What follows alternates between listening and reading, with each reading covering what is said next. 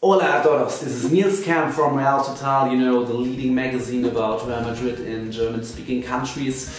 It doesn't look like it, but we're here in Madrid and thrilled because of the upcoming weeks. We have UEFA Champions League semi-finals here in Madrid, and it's again Real Madrid against their rival Atlético. And as always before Derby Madrileños, there's a lot to discuss, so vamos!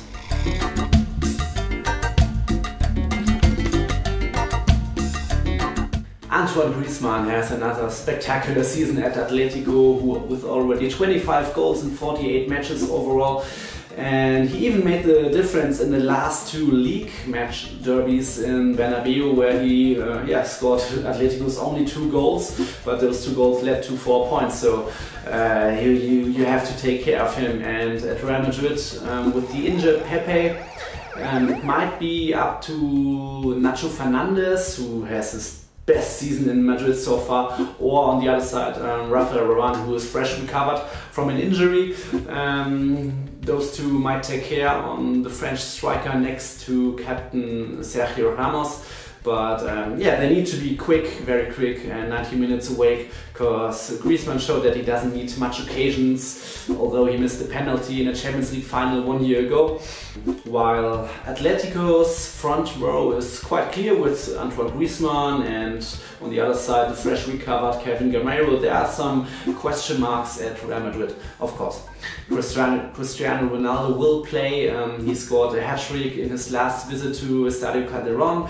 He might score his 19th goal in his 28th derby against Atlético.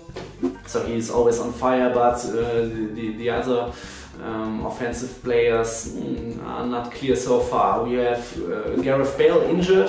The Welshman hasn't had a brilliant season so far at Real Madrid, so it might be up to Isco Alarcón, James Rodriguez, or even Marco Asensio to replace him. And this might be an advantage for Real Madrid, because Bale wasn't in form, and those 3 replacements are, I'd say, hot as hell. They're burning to get their minutes on the field and to make the difference.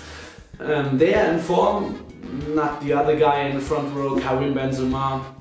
He lacks self-confidence, he misses a lot of chances too, and so a lot of fans want to see Alvaro Morata on the field, which might be for Atlético's defenders Savic and Godin, it might be more easy to defend Benzema than the attacking and aggressive Morata, but at the end it might end up with Karim Benzema standing or attacking next to Ronaldo and Isco. Real Madrid's big advantage might be the, how do you call them, wingers, defenders. I'm talking about Dani Carvajal and Marcelo, who are in super form the last weeks. They made this season already together 23 assists for goals and wrote personal records.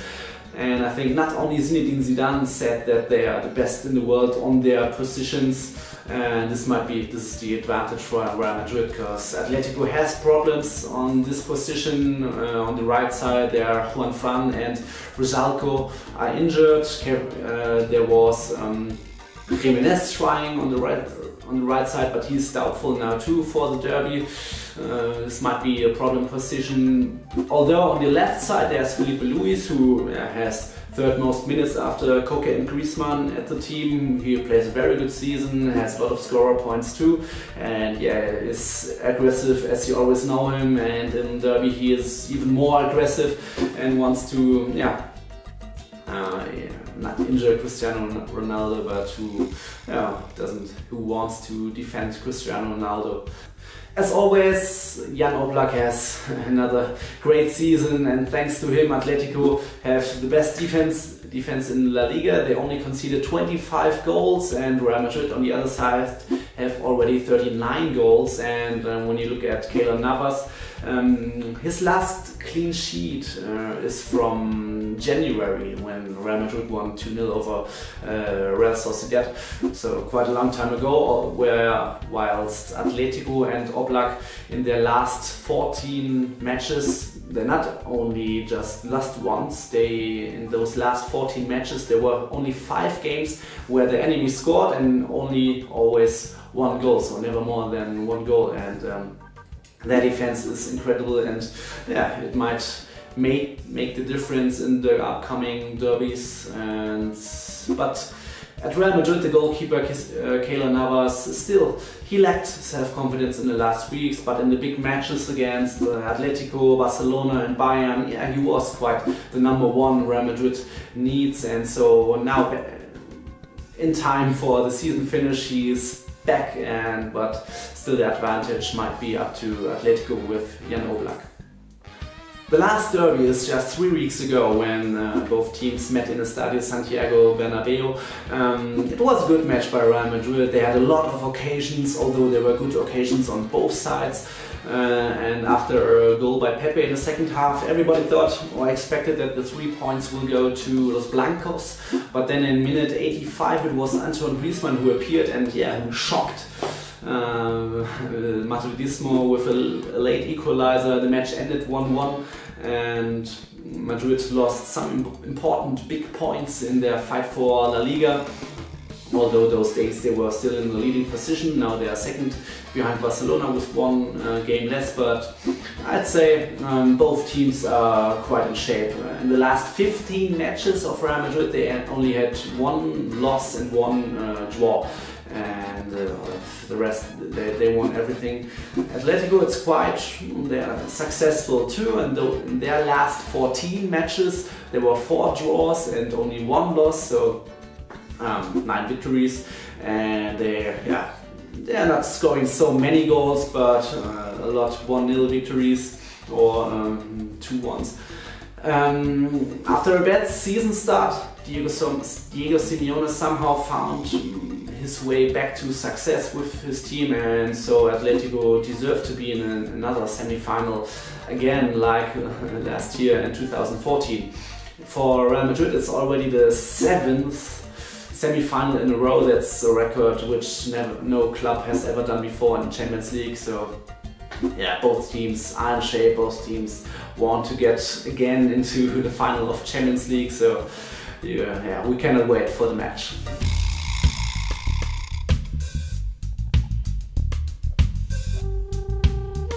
So, Madrid is another time the capital of world's football, at least for 8 days or something.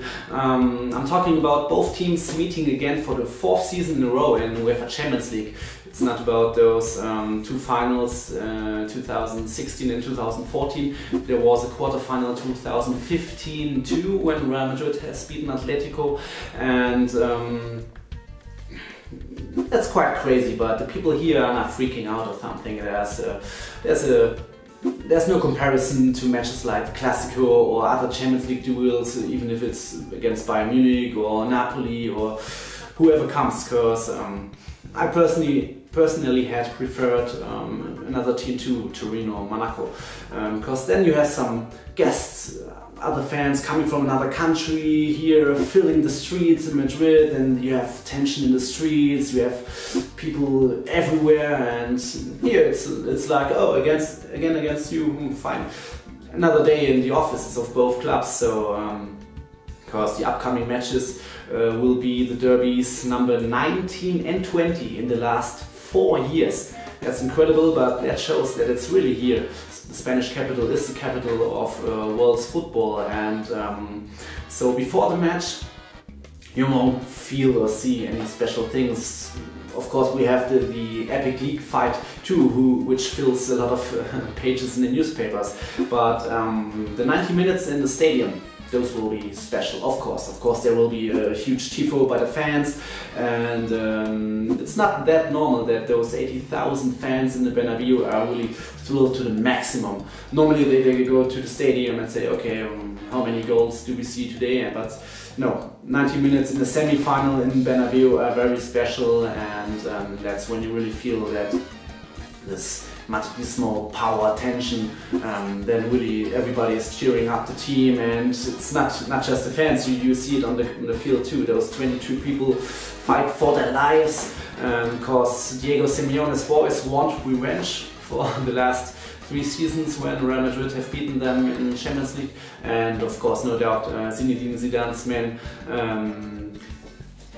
Reyes de Europa, the Kings of Europe. They want to be the first side who ever defends the title in the Champions League. So yes, it will be a great game.